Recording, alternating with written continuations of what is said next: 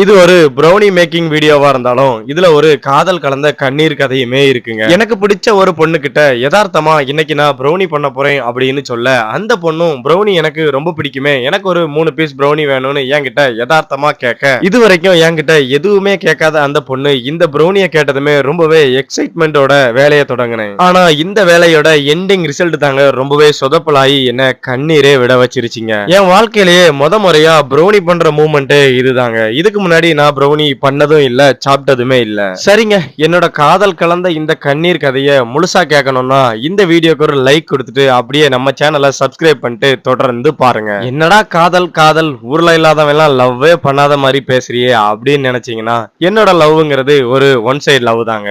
என் மனசுக்கு பிடிச்ச அந்த பொண்ணு கிட்ட ஒரு 2 வருஷத்துக்கு முன்னாடி யதார்த்தமா நான் ப்ரப்போஸ் பண்ண, பதார்த்தமா அந்த பொண்ணு நம்ம ஃப்ரெண்ட்ஸாவே இருப்போமேன்னு சொல்லி இன்ன வரைக்கும் ஃப்ரெண்டாவே டிராவல் ஆயிட்டு இருக்குங்க. இருந்தாலும் ஆடிக்கு ஒருக்கா அமாவாசைக்கு ஒருக்கான்னு அப்பப்போ பேசிப்போம், மற்றபடி மீட் பண்றதும் இல்ல, சந்திச்சதுமே கிடையாதுங்க. இவ்வளவு கஷ்டத்தையும் ஏக்கத்தையும் மனசுல வச்சுக்கிட்டு எனக்கு பிடிச்ச பொண்ணு கேட்ட ப்ரௌனிய ரொம்பவே பார்த்து பார்த்து பக்குவமா ரெடி பண்ணேங்க. ஓவன் இல்லாதனால இட்லி பாத்திரத்துல வேக வச்ச ப்ரௌனிய திறந்து பார்த்த எனக்கு இட்லி பாத்திரத்தோட என் காதலும் கருகி போன வாடை தாங்க அடிச்சுது. நானும் மேல நல்லா பொஃபிக்கிட்டு இருந்ததும் ரொம்பவே நல்லா வந்திருக்கு போல, இந்த ப்ரௌனிய கொடுத்து இன்னைக்கு இம்ப்ரெஸ் பண்ணிரண்டா அப்படின்ட்டு சிரிச்ச முகத்தோட எடுத்து வெட்டினேங்க.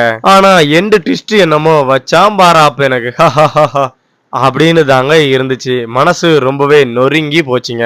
உண்மையை சொல்லணும்னா கண்ணீரே வந்துட்டுங்க. கிட்டத்தட்ட 1000 ரூபாய் செலவு பண்ணியிருந்தேன். எல்லாமே இன்னைக்கு லாஸ் தாங்க.